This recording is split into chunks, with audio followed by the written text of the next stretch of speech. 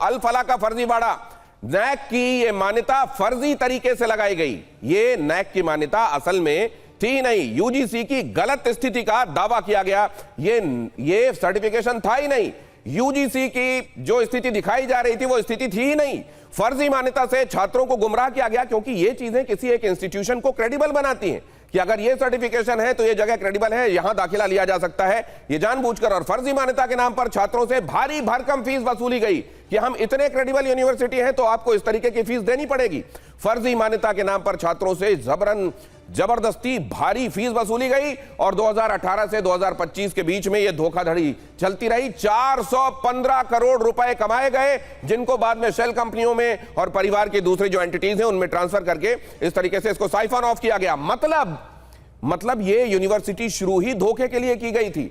तो उस दौरान जब ये शुरू की जा रही थी, जब इसको इतनी सारी एकड़ों में जमीन दी जा रही थी, तो क्या ये चेक किया गया था कि कौन से लोग ऐसे हैं, वो कहां से होकर आ रहे हैं, क्या उनका कोई आपराधिक रिकॉर्ड है, क्या वो एजुकेशन इंस्टीट्यूशन शुरू करने के लिए फिट लोग हैं या नहीं, ये एक सवाल है। अब जाहिर है अगर इस तरह के लोगों ने कोई इंस्टीट्यूशन खोला है तो वहां से अगर ये गड़बड़ झाले हो रहे हैं अगर, तो फिर हम हैरान क्यों हो रहे हैं। अब मैं जरा कक्कड़ साहब आपसे ये जानना चाहता हूं कि क्या इस तरीके का ये अब उधर सीमा पार बैठे हुए वो लोग जो ये तलाश रहे हैं कि कौन कौन सी जगहें ऐसी हैं जो वल्नरेबल हैं, कमजोर हैं, जिनको हम अपने हिसाब से मोल्ड करके इस्तेमाल कर सकते हैं, उनको ये लगा कि अब व्हाइट कॉलर लोगों को अगर टैप करना है तो व्हाइट कॉलर धंधे में ऐसे जो लूप होल्स हैं उनको पकड़ा जाए और उससे निकाले जाए आतंकवादी और वहां से किया जाए गोरख धंधा। नहीं, बिल्कुल आप ठीक कह रहे हैं। देखिए, हमको समझना होगा इसकी फॉरेन साइकोलॉजी जो कि government of India I am sure कर रही होगी। अब आपको इसमें दो तीन बहुत कॉमन एस्पेक्ट दिखेंगे। एक तो ये सब एक पर्टिकुलर स्टेट के हैं, कश्मीर के हैं।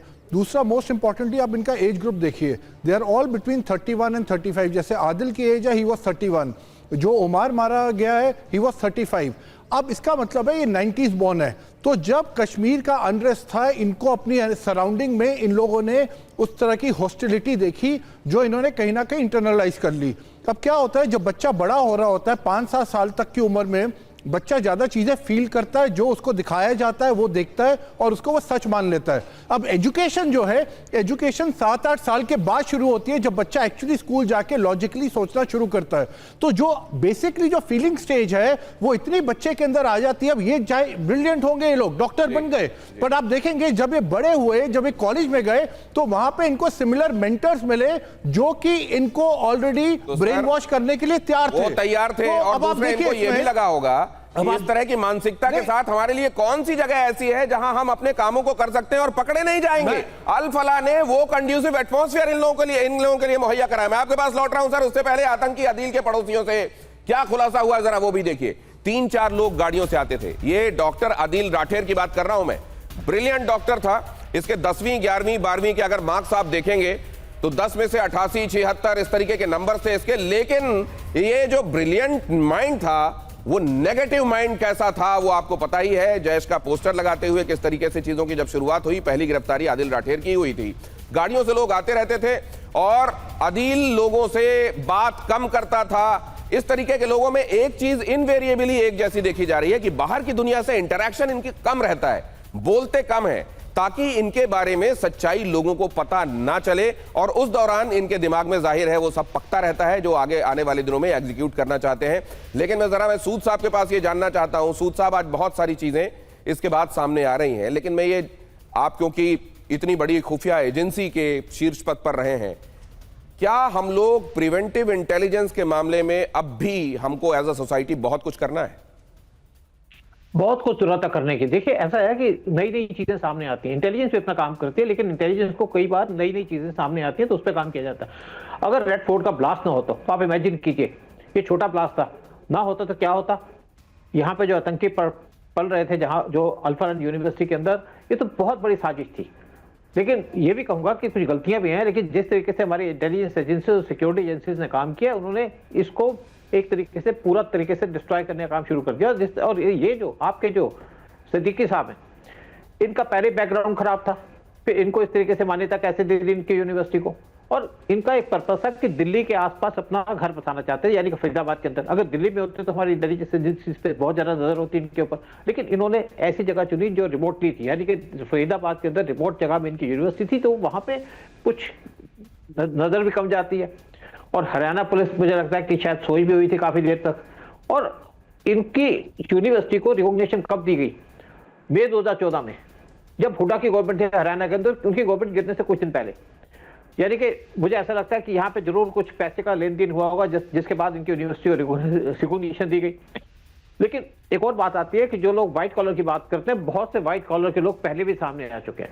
बहुत से व्हाइट कॉलर के लोग अगर टेररिज्म में इन्वॉल्व नहीं है तो दूसरी सर मेरे साथ हमारे रिपोर्टर जिन्होंने ये जानकारी सहारनपुर से हम तक पहुंचाई है, आदिल राठेर जहां पर काम कर रहा था, वो अभी हमारे साथ जुड़ रहे हैं। जितेंद्र, देखिए वो किस तरीके के महत्वपूर्ण रिवोल्यूशंस आज उनके सामने हुए हैं।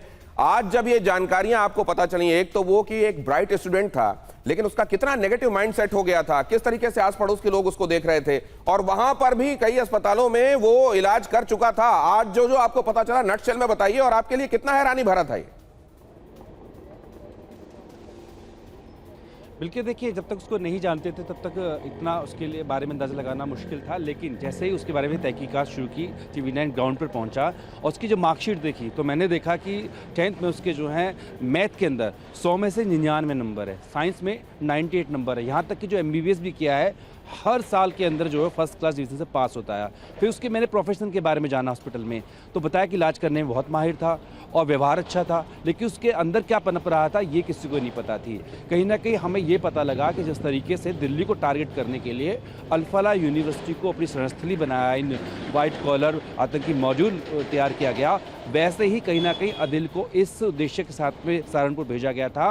क्योंकि यहाँ पर आप देखेंगे तो हरियाणा, उत्तराखंड, हिमाचल जो सीमाएं हैं 3-4 राज्यों की वहाँ पर लगती है, तो ऐसे में कोशिश थी कि यहाँ पर भी एक ऐसा अस्पताल को पकड़ा जाए, क्योंकि अस्पताल की तरफ किसी की नज़र जाती नहीं है, तो ऐसे में वहाँ पर कोशिश की जाए। जो वहाँ के मैनेजर थे वहाँ के हॉस्पिटल के, फेमस मेडिकल हॉस्पिटल के, उन्होंने मुझे बताया कि आदिल जो है उनको बार बार बोलता था, यहाँ तक कि जिस डॉक्टर अंकुर चौधरी ने उसको रखवाया था कहता था इसको हटा दो और मेरे दोस्त जो हैं कश्मीरी डॉक्टर हैं या फिर वो आसपास के राज्यों में इशारों में जो है अल-फलाह का अभी जिक्र किया था, उन डॉक्टरों को यहाँ पर रखो। यानी कि एक मॉडल वो यहाँ पर भी तैयार करना चाहता है। और देखिए ये सब कहाँ हो रहा है, तो इससे कौन पर ये तो बात अब सामने आ गई जितेंद्र, ये भी महत्वपूर्ण है कि अब तो ये देखना पड़ेगा कि अगर इस तरीके से वो सहारनपुर में कोशिश कर रहा था, यहाँ अल-फलाह में जो चल रहा था हम लोगों के सामने है ही, तो कहीं और कुछ भी एंटिटीज ऐसी तो नहीं है जो इसी तरीके की एंटिटीज हो, लोगों को इस तरीके के व्हाइट कॉलर टेररिस्ट को पनपाने वाली, प्रश्रय देने वाली, उनको कंड्यूसिव एटमॉस्फेयर देने वाली, ये भी देखना पड़ेगा। जितेंद्र, आपने महत्वपूर्ण जानकारी दी है।